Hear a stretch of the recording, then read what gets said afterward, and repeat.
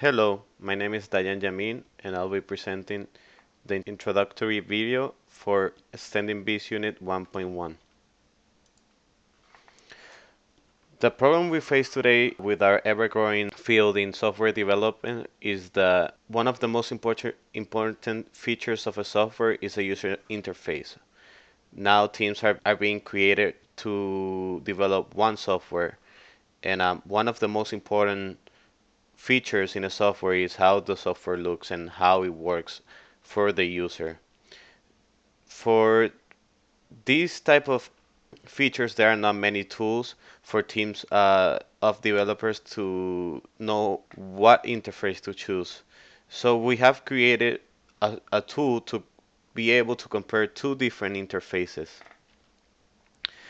For the project management, we have a Gantt chart where it shows that in the first two sprints we focus mainly on creating the documentation so that everything in the development process was going to be a lot faster and better supported throughout the semester. For the first sprint of development, which was sprint 3, we have developed the database, and also we started creating the website where it showed the basic features of the user system. Afterwards, we started creating the controllers and also installing and implementing the PHP mailer for the forgot password use feature. Then we expanded the database manager so that we were able to select, to update, to delete anything from the database. And we went ahead and created the viewer management also. In the management, we created all basic features such as adding an item or deleting an item, also copying one. In the next sprint, sprint 6, editing any item was going to be a lot tougher since we have to retrieve the files from the server and then be able to either delete or add new files. So we took a little bit more time on that so that everything went fine. And we also created the study front end. For the last sprint, we took some time to create some missing features on the user system where we needed to be able to delete or change the password. We also were able to create a task, which a task where is an extension of the data set, and also created some automated test cases. For the use cases, we almost all features are gonna be available for a registered user. The guest user will only be able to take a study once it was created by a registered user. It'll be able to register so, so that they can be able to log in and create their own studies. The registered user will have all features from deleting, uploading files, copying files, adding tasks, datasets, studies, everything that involves the process of creating a study and everything that a study needs for it to be completely able to create.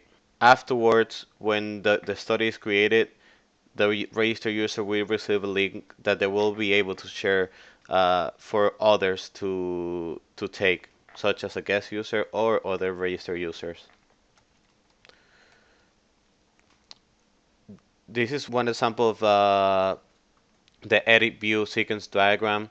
When the user clicks on edit, the viewer will send a request to the controller, which the controller will talk to the model so that they can retrieve the form with all of the information that the viewer already has. Once he retrieves all of the information, the information will be displayed to the user, and the user will be able to delete a file.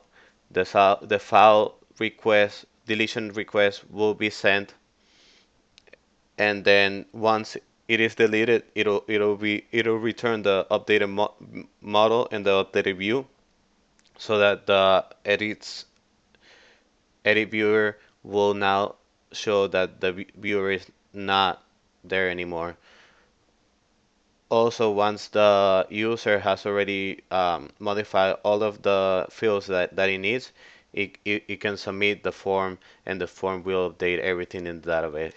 I chose to go with the MVC system controller where the browser will communicate with the view will send any request to the controller, and then afterwards the controller will take care of communicating between the model and the view to call any functions that it needs and then to return the updated model to the view so that the view can be then displayed on the browser. So here's a little overview on how the system works. The view will send the controller the user actions. The controller will then notify the model for any changes, and the model will then update the controller with the new information, and then the controller can then update the view. The controller can make multiple calls. It does not have to be one call to the model or the view. Here's an overview of the class diagram. All of the components will communicate with the database, and the database will extend the features or the permissions for each component to use. They will almost all of them will communicate directly to the database, but the task will be dependent on the data set.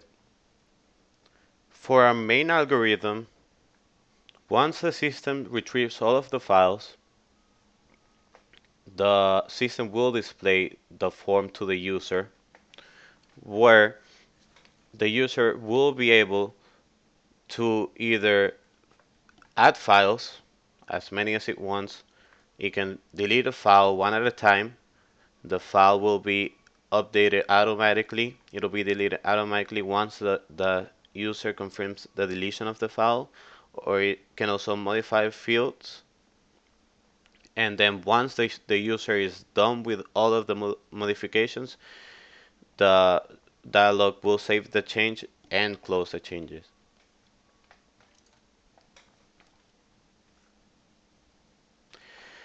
Testing for this project was done manually for all of the features, and a few automatic tests were created for the most basic and most important features for a user, which is to register, log in, log out, and delete an account.